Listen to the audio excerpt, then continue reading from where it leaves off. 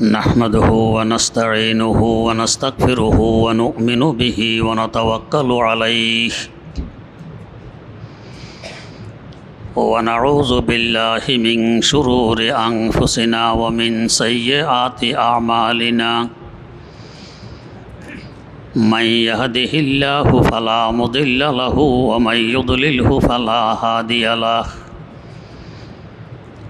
ونشهد أن لا إله إلا الله وحده لا شريك له ونشهد أن سيدنا ونبينا ومولانا محمدا عبده ورسوله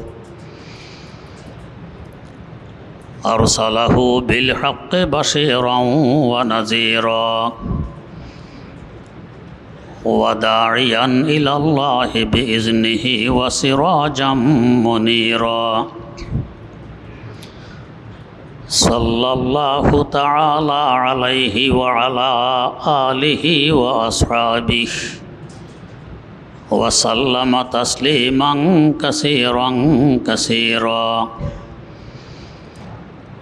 أما بعد فأعوذ بالله من الشيطان الرجيم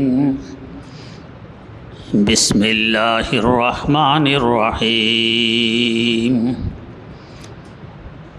لقد جاءكم رسول من أنفسكم عزيز عليه ما عنتم حريص بالمؤمنين رؤوف رحيم صدق الله مولانا العظيم وعن عائشة رضي الله تعالى عنها قالت قال رسول الله صلى الله عليه وسلم الرفق ما دخل في شيء إلا زانه وما خرج عن شيء إلا شانه أو كما قال عليه الصلاة والسلام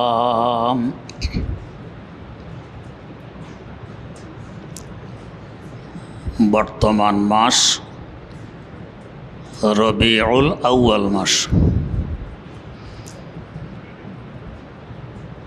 প্রসিদ্ধ বর্ণনা অনুযায়ী এ মাসের 8 তারিখ কিংবা 12 তারিখে হযরত রাসূল আকরাম সাল্লাল্লাহু আলাইহি ওয়াসাল্লামের আগমন ঘটেছে এ ধরায়। আমরা এই তারিখকে নির্দিষ্ট করে আনন্দ উৎসব করি, সভা সমিতি করি, এমনকি কেউ কেউ মিছিলও বের করে।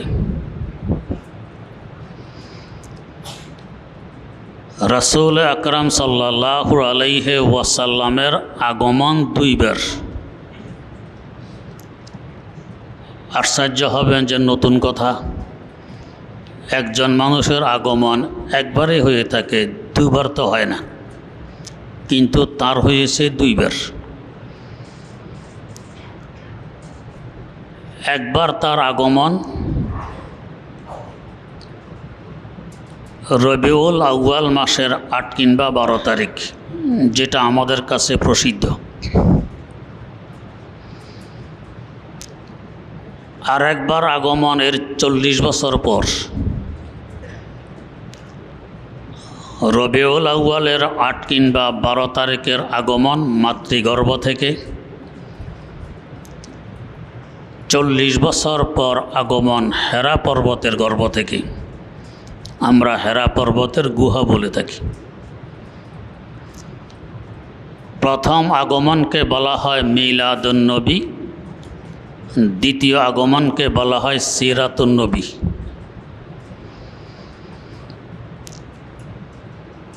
মিলাদ মানে জন্ম, নবীর জন্ম কিভাবে হলো এবং তার ঘটন প্রণালী কেমন, চুল কেমন, মাথা কেমন, চোখ কেমন, কপাল কেমন, ঠোঁট কেমন, দাঁত কেমন, হাত কেমন, পা কেমন, ইত্যাদি ইত্যাদি। তার গঠন। এগুলো আলোচনার বিষয়, বরকতের বিষয়, নিঃসন্দেহে অনেক সওয়াব। কিন্তু এখানে আমাদের করণীয় পালনীয় কিছু নেই।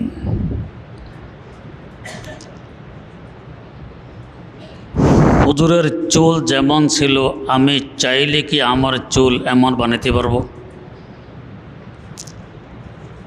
তার রং যেমন ছিল আমি চাইলে কি আমার দেহের রং এমন বানাতে পারবো? তার হাত পায়ের নখ যেমন ছিল আমি চাইলে কি আমার হাত পায়ের নখ এমন বানাতে পারবো? তিনি যত লম্বা ছিলেন আমি চাইলে কি আমাকে অত লম্বা বানাতে পারবো? তিনি যত মোটা ছিলেন আমি চাইলে কি আমাকে ওরকম মোটা বানাতে পারবো? কিছুই পারবো না। এগুলো আলোচনার বিষয়, বরকত হবে, সওয়াব হবে, কিন্তু পালনীয় কিছু নেই। আমাদের একটি স্বভাব, যতই ছাড় পাওয়া যায় ততই আমরা খুশি, দায়িত্ব আসলে খুশি নেই। মিলাদুন নবীতে হলো ছাড়াছাড়ি, দায়িত্বের কিছু নেই। তিনি যেভাবে জন্ম নিয়েছেন আমি চাইলে কি সেভাবে জন্ম নিতে পারবো না। বেশি থেকে বেশি আলোচনাগুলো করে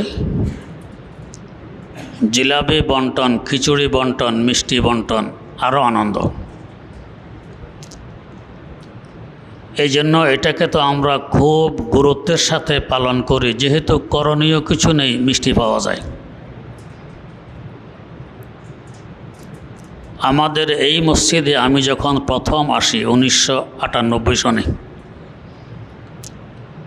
তখন মিষ্টি জিলাপি সামনে স্তূপ হয়ে যেত। সবে বরাতে তো আর কথাই নেই। এরপরে মসজিদে উঠতো ছোট ছোট পিপিলিকা, কামড় দিত মুসল্লিদেরকে। তখন কিছু কিছু বাচ্চা আমাকে আগেভাগে এসে জিজ্ঞেস করতো, হুজুর আজকে কি মিলাদ আছে? কী উদ্দেশ্যে জিজ্ঞেস? মিলাদ থাকলে আসবে মসজিদে, জিলাপি পাবে, মিষ্টি পাবে, এই তো উদ্দেশ্য। এরা এখন কেউ যুবক হয়ে গেছে, কারো বয়স আরও বেশি হয়ে গেছে, দেখলে আমার মাঝে মধ্যে হাসি লাগে যে উনি ছোট থাকতে আমাকে জিজ্ঞেস করতেন, হুজুর আছে কি মিলাদ আছে? উদ্দেশ্য মিষ্টি খাওয়া। তা আমরাও মিছিল করি, মজলিস করি, যা করি, শেষমেশ মিষ্টি জিলাপি ইত্যাদি খেতে পারি। এই জন্য তো আমরা খুব ব্যতিব্যস্ত। আর যেখানে করণীয় আছে, এর 40 বছর পর যে তার আরেকবার আবির্ভাব ঘটে হেরা পর্বতের গুহা থেকে নবুয়ত নিয়ে, নবুয়তি জন্ম। এখানে আবার কেউ বলতে পারেন, হুজুর তো আদম আলাইহিস সালামের আগেও নবী ছিলেন, নবুয়তের জন্ম আবার কিভাবে হইল? আগে নবী থাকা এক কথা, নবুয়তির দায়িত্ব প্রাপ্ত হওয়া আরেক কথা। ইলেকশন হয়ে গেলে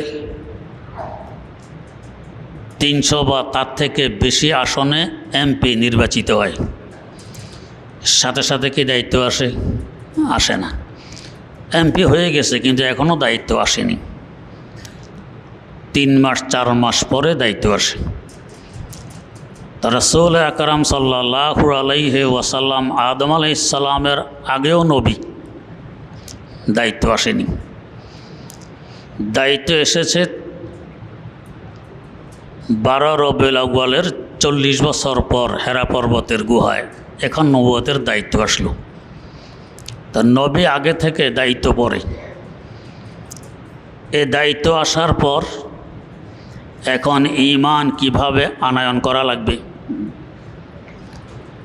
ঈমান আনয়ন করার পর ঈমানের দাবি দেওয়া কি, এগুলো পালন করতে হলে 5 বার ওযু গোসল করে মসজিদে এসে জামাতে নামাজ পড়তে হবে। রমজানুল মোবারক পুরা 1 মাস রোজা রাখতে হবে। বছরে একবার নেশাবের মালিক হলে যাকাত দিতে হবে। সামর্থ্য থাকলে হজ করা লাগবে। আরও কত রকমের দায়িত্ব আমাদের কাছে চলে আসে। আমাদের স্বভাব হলো দায়িত্ব থেকে পলায়ন করা। তাই সিরাতুন নবী নিয়ে আলোচনা নেই, এ নিয়ে মাহফিল করে না। বরং ওলামায়ে দেওবন্দ কওমি মাদ্রাসাওয়ালা সিরাতুন নবী নিয়ে মাহফিল করে, এদেরকে গালিগালাজ দেয়। আমি নিজ কানে শুনেছি মিছিল, মিলাদুন নবী জিন্দাবাদ, সিরাতুন নবী ধ্বংস হোক, ইন্না লিল্লাহি ওয়া ইন্না ইলাইহি রাজিউন। মিলাদে আমাদের উপর কোনো দায়িত্ব বর্তায় না, শুধু আলোচনা পর্যন্ত শেষ, এটা জিন্দাবাদ, যেহেতু আমার কোনো করণীয় নেই। সিরাতুন নবীতে করণীয় আছে। নবুয়ত প্রাপ্তির পর থেকে হুজুরের এন্তেকাল পর্যন্ত গোটা 23 বছর সিরাতুন নবী। যদি বলি সিরাতুন নবী ধ্বংস হোক, তার মানে 23 বছরের নবুয়তি জিন্দেগি ধ্বংস হোক। এই লোকটা মোমেন, মোমেনের পক্ষে এমন মিছিল কি সম্ভব? এরপরও দাবি করে আমরা হইলাম সুন্নি। আর যারা সিরাতুন নবী নিয়ে আলোচনা করে আমার দায়িত্ব কি এগুলো নিয়ে, এদেরকে উল্টা গালি দেয়, এরা হলো ওয়াহাবি। আমরা মনে মনে খুশি, গালি আরও দাও। কেন? ওয়াহাব আল্লাহ রাব্বুল আলামিনের একটি নাম। যিনি অনেক বড় দাতা তাকে বলে ওয়াহাব। সবচেয়ে বড় দাতা আল্লাহ রাব্বুল আলামিন, তাই তিনি ওয়াহাব। আমরা বাচ্চাদের নাম রাখি আব্দুল ওয়াহাব। ওয়াহাবের গোলাম, আল্লাহর গোলাম। তো আল্লাহর সাথে যাদের সম্পর্ক আছে, সম্পর্কটি বোঝানোর জন্য আরবিতে একটি ইয়া ব্যবহার করা হয়, একে বলে ইয়া এ নেসবতি, সম্বন্ধমূলক ইয়া। যেমন আমরা বাংলাদেশে বসবাস করি, বাংলাদেশের সাথে আমাদের সম্বন্ধ আছে, তা আমাদেরকে বলে বাংলাদেশি। যারা আরবে বসবাস করে, আরবের সাথে তাদের সম্পর্ক আছে, তাদেরকে বলে আরবি। যারা আফগানিস্তানে বসবাস করে, আফগানিস্তানের সম্পর্ক আছে, তাদেরকে বলে আফগানি। বাংলা রস্যিকার কিংবা দীর্ঘিকার, আরবিতে ইয়া দিয়ে এই সম্পর্কটা বোঝানো হয়। তো যার সম্পর্ক ওয়াহাবের সাথে আছে, আল্লাহর সাথে আছে, তাকে বলবে ওয়াহাবি। তারও ভালো কথা না। আমার সম্পর্ক যে আমার আল্লাহর সাথে আছে, ওয়াহাবের সাথে আছে, যারা আমাদেরকে দুশ্মন ভাবে, হেরাও বলে আমরা ওয়াহাবি। হাসর মাঠে গেলে আল্লাহ রাব্বুল আলামিন যদি জিজ্ঞেস করেন, বান্দা কি নিয়ে এসেছো? শত্রু যদি শত্রুর পক্ষে সাক্ষী দেয়, সাক্ষী গ্রহণযোগ্য হয়।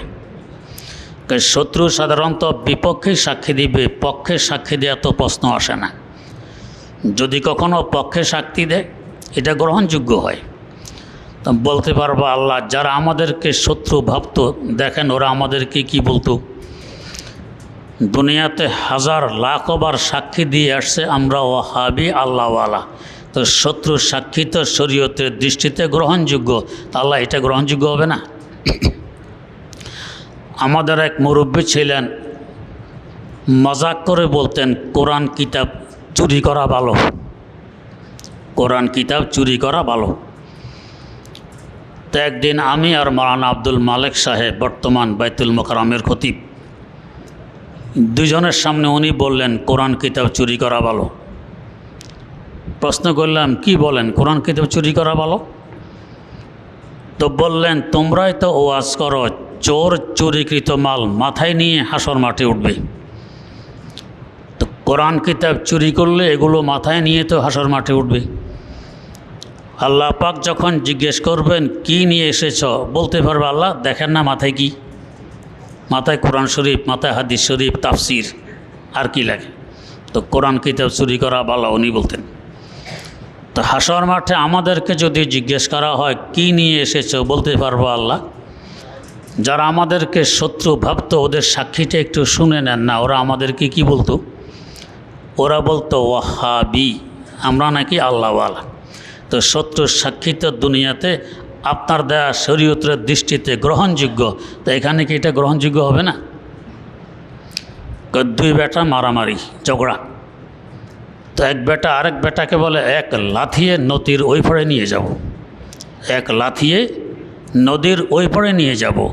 ও বলে, ভাই আমার যাওয়ারও দরকার ওই পারে, পোল নেই, ব্রিজ নেই, নৌকা নেই, যদি নিতে পারো তো বড় ভালো, আমার যাওয়া দরকার ওই পার। তা আরও যত বলতে পারো ওয়াহাবি বলো, আমরা খুশি, এটা আমাদের সাক্ষী হয়ে থাকবে হাসর মাঠ। গালি অনেক সময় উপকারে আসে, সাক্ষী হয়।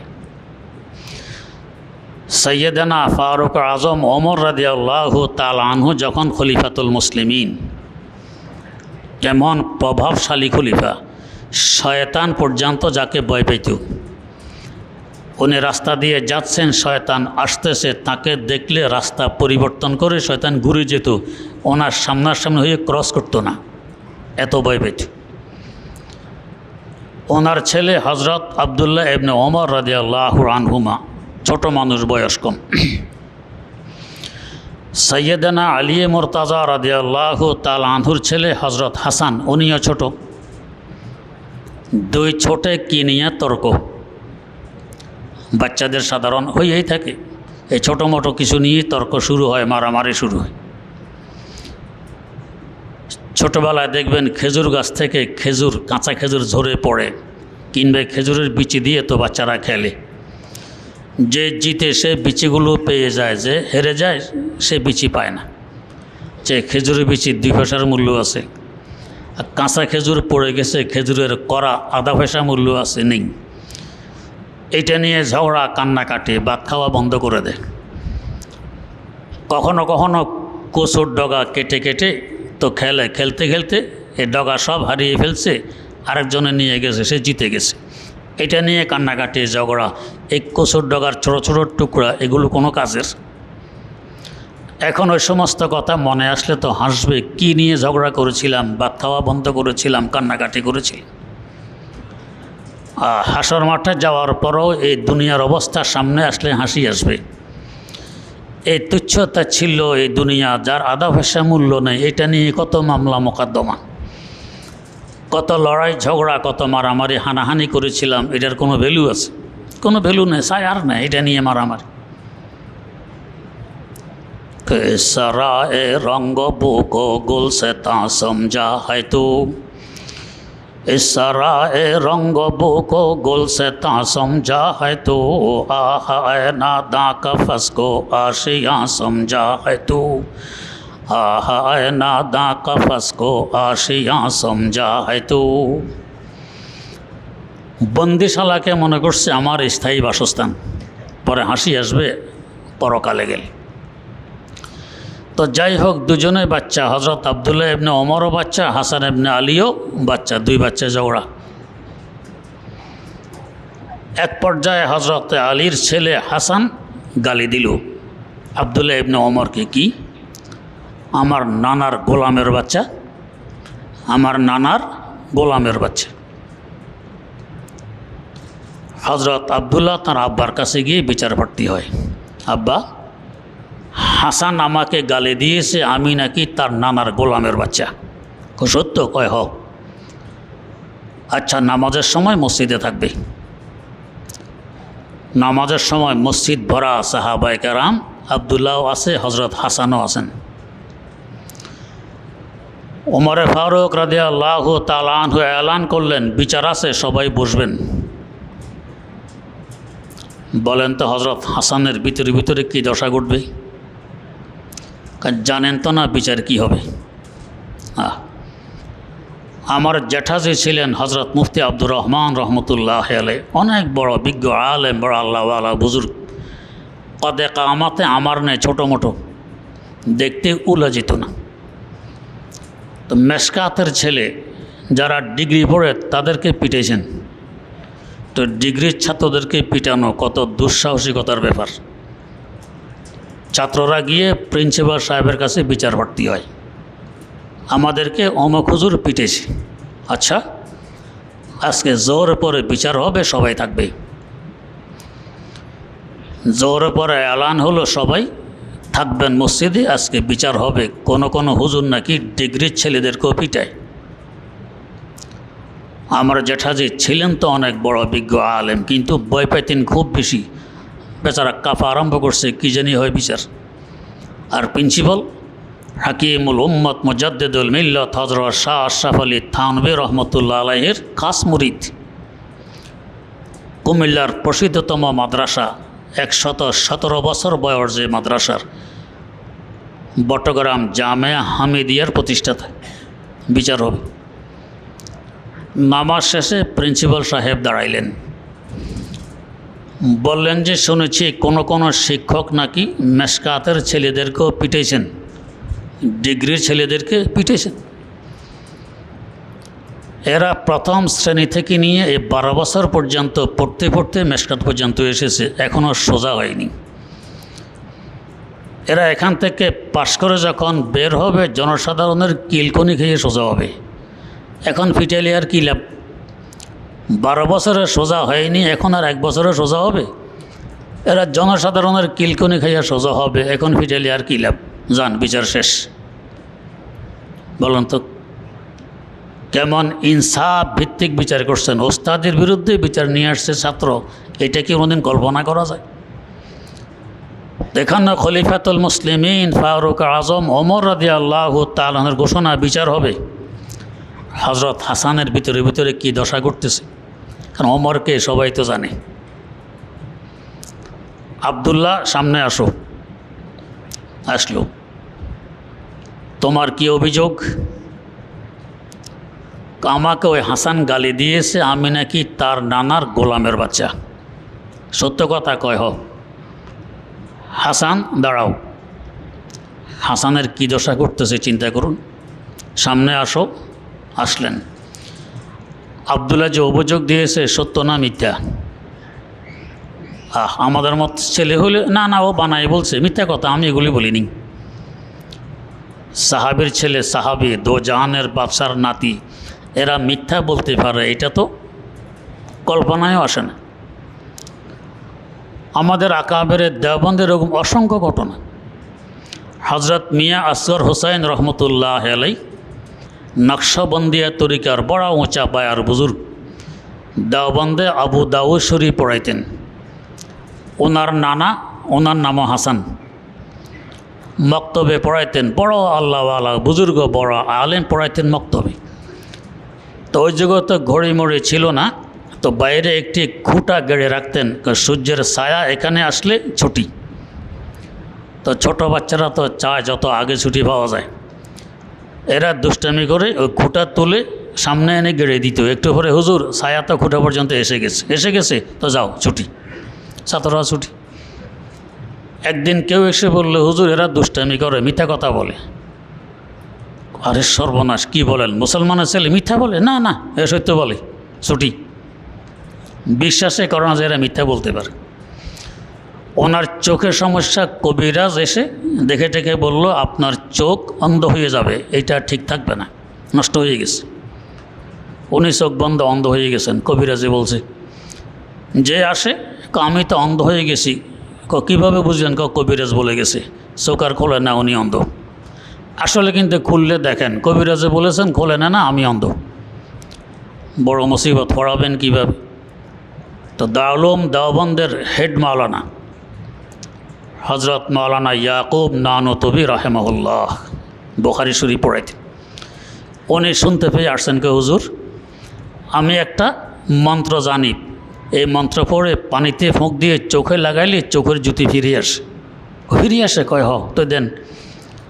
উনি পানিতে পড়ে ফুঁক দিয়া কইরা চোখে লাগাইলো, এবার চোখ খোলেন। সব তো দেখি, আসলে আগেও দেখতো। সব দেখি, ভালো হয়ে গেছে। কিন্তু মুসিবত, পরের দিন ইয়াকুব নানতবী রহমতুল্লাহ কামরা চতুর্দিকে অসংখ্য অন্ধ এসে ভিড়, হুজুর পানি পড়া দেন, আমাদের চোখের জ্যোতি নেই, আমরা অন্ধ, পানি পড়া দেন, আমরা তাদের দেখতে পারি। পড়ছেন হুজুর মুসিবত? আরে ভাই, মন্ত্র কিচ্ছু না, আমি তো হুজুরকে বাঁচানোর জন্য এই কাজ করছি।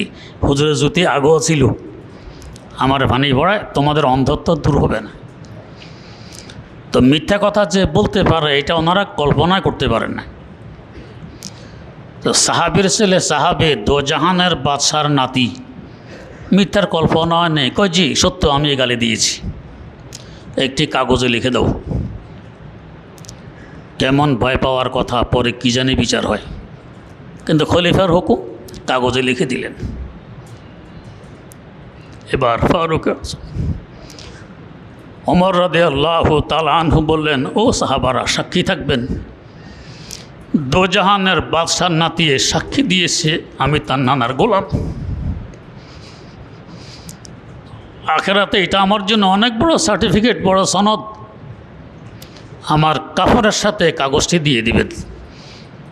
আল্লাহ পাক যদি জিজ্ঞেস করেন যে ওমর কি নিয়ে এসেছ, দেখাবো যে আল্লাহ তোমার বন্ধুর নাতিরে সাক্ষী নিয়ে এসেছি আমি তোমার বন্ধুর গোলাম।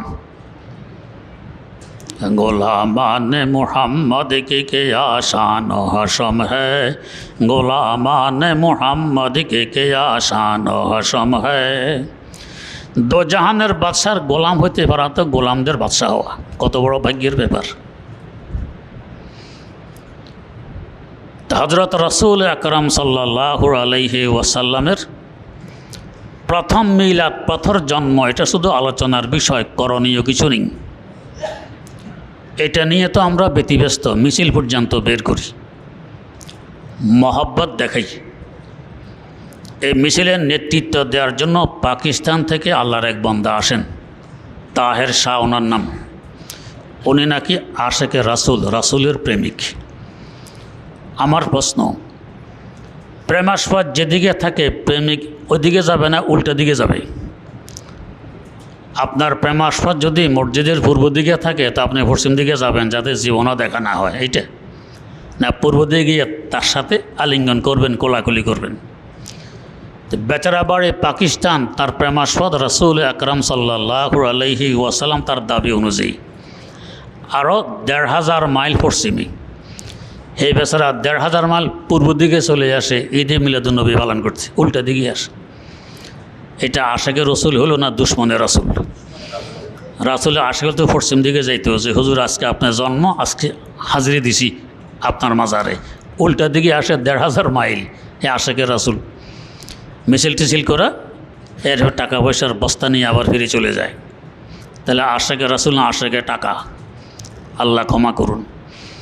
তো মিছিল পর্যন্ত বের করি কেন? এখানে করণীয় কিছু নেই, জিলাপি আছে, মিষ্টি আছে, টাকা পয়সা আছে। আর ৪০ বছর চেয়ে আসল মিলাদ যাকে সিরত বলা হয়, এটাকে মিছিলটাই ধ্বংস হোক, ইন্না লিল্লাহি ওয়া ইন্না ইলাইহি রাজিউন। তার ২৩ বছর নবুয়তে জিন্দেগিকে বলে সিরত।